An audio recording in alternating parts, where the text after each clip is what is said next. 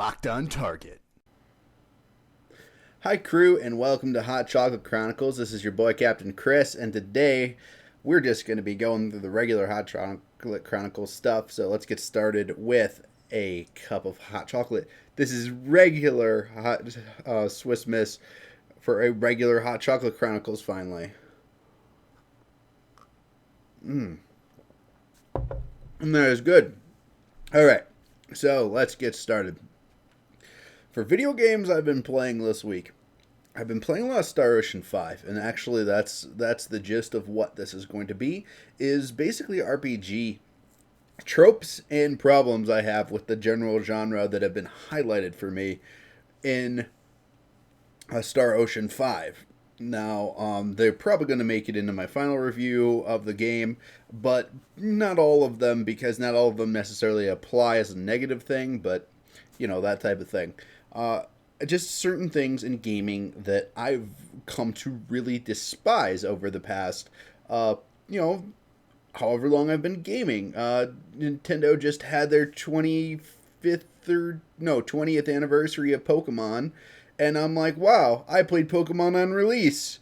I must have had my Game Boy at 6 years old. My parents wanted me to play video games that early. Maybe, and I had a pretty good grasp of it, too.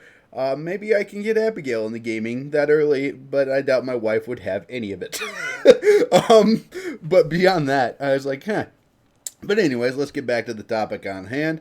And RPG tropes that I hate. And I don't mean like character types I hate. I mean like certain things like forced slow walking while they give you exposition. I mean, I like character development, but when I have to pause my progress in a game simply to hear, like, why X character won't do Y or whatever it is, and it's just one of those things that it's like, why am I having to stop my progress through a game? Not even a cutscene. I mean, like, literally just stop my progress through a game to hear this exposition. And I think it's highlighted actually worse in Star Ocean 5, because there is no cutscenes, or there are no cutscenes to my knowledge in the game. And I would have much preferred a cutscene type format, but it takes 2 to 3 minutes whenever of like slow walking, whenever you get to a major plot point or whatever, and you can't skip past it, which is really annoying, because there's another thing that I don't like about JRPGs, and that's what's the concept of called a difficulty spike. And it's there where you're literally breezing through the content, and then you get to a boss section or a certain like bottleneck in the game, and then the difficulty goes from like 1 to 10, and it's like, why? But no one really knows. And this is 100% true of Star Ocean 5. There is a section in there, and I'm going to not reveal spoilers too much, but you have to defend an NPC that is your party member while they do some stuff with the computers. And let me just preface this by saying there's a save point right before this, but there's 2 minutes of dialogue in between this and this next section. Enemies ambush you, of course, and literally there are 8 enemies on screen. All of them will ignore your entire party and go straight to kill this person. Now, keep in mind, you have about a 6k health pool at this point in the game. Their attacks do 800 apiece. There's 8 of them. I don't know why they designed this, but you have to literally instant CC. I had to face this fight 10 times. 10 times at least, hearing the same dialogue and hearing the same like things before I go and actually fight this again. And it got me so miffed that I almost dropped the game completely. And I really was excited, because it just seems like every time I get excited about this game, they do something like this. And from what I can read on the forums, There is no more sections like this. There was 3 total. But the one I'm describing is the second one, and it is by far the worst thing in the game, by far. And it's just little things like that. Third is, I don't care about a thematic reason. I didn't go into difficulty spikes, but that really annoys me when like there's arbitrary jumps in difficulty, and like it's not like you can grind out levels for that sort of thing. You have to literally just be reactive. And I didn't even mention the worst parts of the fight, but let's just say the first time I went in there, she was dead within a second, and that like you don't that's not fair. That's not skill. That's just literally like that's not even like she's not blocking or anything. She just straight up just tanks hits and doesn't heal herself, and our healers aren't good enough AI to really do that. So you literally the workaround is to manually play healer, which is dumb. Okay, because literally it's just you hit the button, then you jump over to your other healer because there's 2 healers at this point, and you get them channeling the heal spell. Then you get them, you switch over to the other person, you get them channeling the heal spell. And that's how you get by the fight, while your AI does the rest. I kid you not, that is the literal way to do it. But I don't want to talk a little bit about that. I want to talk about quick travel, because quick travel should be enabled in every RPG, regardless, no matter what point you are in the game. You go to that town, you should be able to instant warp back there. It is not 2002. We don't need to literally have the experience of walking 5 minutes between cities, especially, and I mean especially, if you have a quest line and side quests that unlock abilities to be do better in the game. Because especially in like Star Ocean, you have specialities which you can train up using SP, which is actually a really fun system. But to do these, you have to do side quests, or to get these specialities, you have to do side quests. And some of the side quests are literally walk to this city, talk to this NPC, walk to this other city that's 10 minutes away, and do this. And I know quick travel will come to the game later, because they gave me a taste of it, and I know that quick travel comes in these type of games. But I am 12 hours into the game. Like, there are things in this game that I know, like, I know the spoilery type things that I can't share here. Like, just give me quick travel already. I don't understand why I have to walk between cities 5-10 minutes when I've already been there. Every enemy in between is a low level enemy, and I don't understand, like, how is that engaging gameplay? Okay, that's not a challenge for me. It's not a challenge for my party. It's literally a fetch quest between go from here to here. And I'm coming down hard on Star Ocean 5. I actually really love the game, and that's why I'm critiquing it, because I find it 100% better than Star Ocean 4. But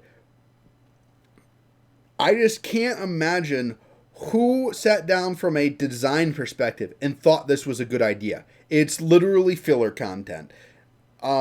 There's no challenge, there's no gameplay. It's literally walk from point A to point B, and then walk back to point A, or you know what I mean. And that's just not fun gameplay. And games really need to cut this out, especially JRPGs, where if we don't get a 40-hour JRPG, we think it's a bad RPG. Well, no, I'll be honest. Like, I can't talk about this too much on the channel because I try to run family-friendly content on this channel, but I played South Park: The Stick of Truth because I watched South Park a little bit as a kid growing up. It was, dirty, raunchy, whatever, but now I'm an adult and I can take that type of humor. It doesn't affect me in any sense. I just find it kind of interesting, and I was in the mood to play a lighthearted RPG that's not super serious. Well, I beat it in a space of 8 hours. I was satisfied by those 8 hours. Do I want to play more? Yes. Did I pay too much for that game? Nope. Probably paid $250. Okay.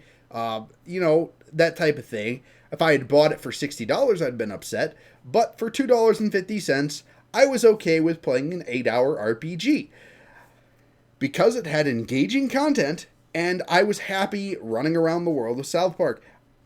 I am not so much happy, like, doing fetch quests where it literally locks things that I need to do other things in the game when it's running around. And I'm sorry I'm being super vague. I don't want to get any spoilers about Star Ocean 5, but I'll have to say, now that I'm 8 to 10 hours into the game, the story is good. But until then, no. Like, it is not.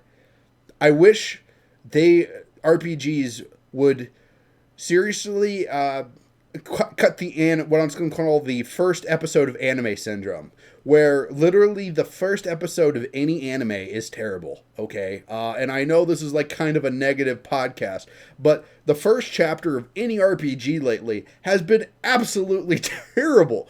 Like, it's predictable. It's hero goes to X, and X happens to hero. Oh no, there's some sort of micro drama where someone is in trouble and the hero has to do this, and then either there's a personal sacrifice by the hero or the person ends up sacrificing themselves for the hero after the hero heroically saves them. And I'm tired of that basic storyline, and then you never hear about them for the rest of the way, or the rest of the game. And the perfect example of this is Tales of Symphonia. And I love that game.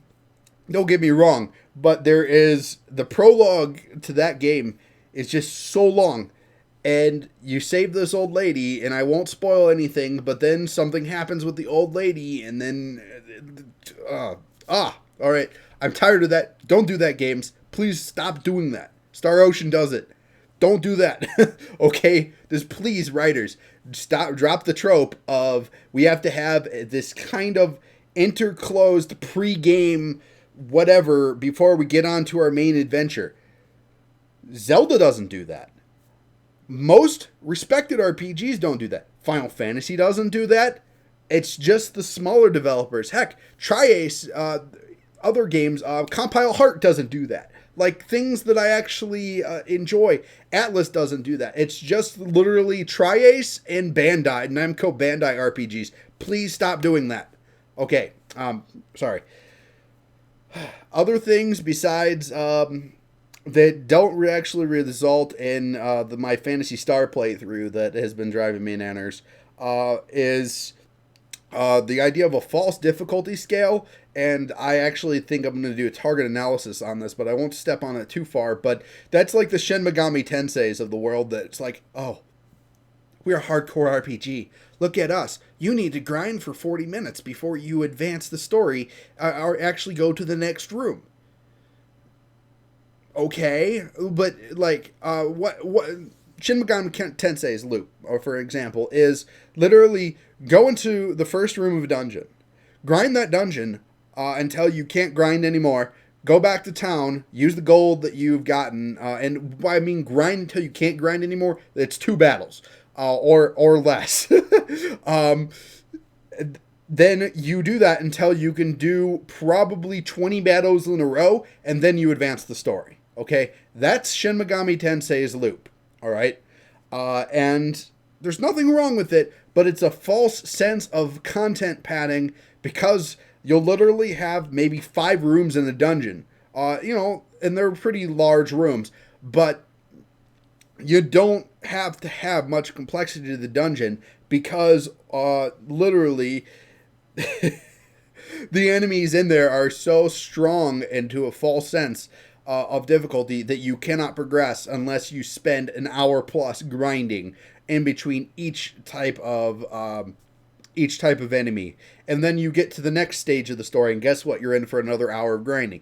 Now, that's not engaging gameplay. That is literally and I don't want to rag too much on Shin Megami Tensei because it definitely has a stronger side to it, and it is a good RPG as in the sense of I like the RPG side of things, and I have beat it. Like, I put in the time to beat that game, and I enjoyed it, but I do not like the mechanic of a false sense of difficulty because it is not difficult to face the same monsters over and over and over and over and over again.